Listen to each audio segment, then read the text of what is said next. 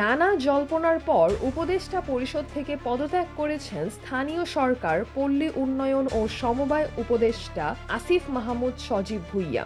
আসন্ন ত্রয়োদশ জাতীয় সংসদ নির্বাচনে অংশ নিতে তফসিল ঘোষণার আগেই তিনি পদত্যাগপত্র জমা দেন। তবে তিনি কোন রাজনৈতিক দল থেকে নির্বাচন করবেন এ নিয়ে এখনও ধোঁয়াশা রয়ে গেছে।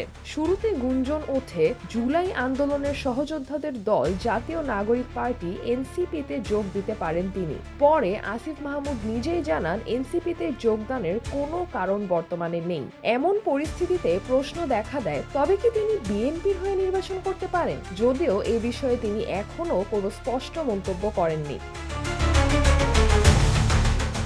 এরই মধ্যে নতুন চাঞ্চল্য তৈরি করেছেন গণ অধিকার পরিষদের সাধারণ সম্পাদক মোহাম্মদ রাশেদ খান। তিনি জানান, আসিফ মাহমুদ গণ অধিকার পরিষদে ফিরে আসার আগ্রহ প্রকাশ করেছেন।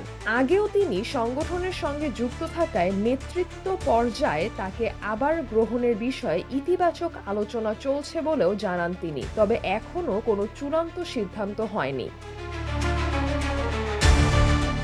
আসিফ মাহমুদকে সেক্রেটারির পদ ছাড়তে হবে কিনা এমন প্রশ্নে রাশেদ খান বলেন, তাকে অবশ্যই সম্মানজনক অবস্থান দেওয়া হবে।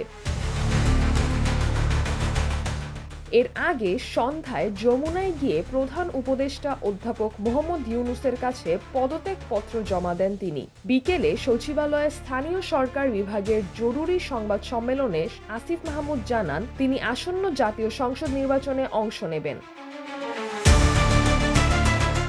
সিজরাতুল আভা, দৈনিক আওয়ার বাংলাদেশ।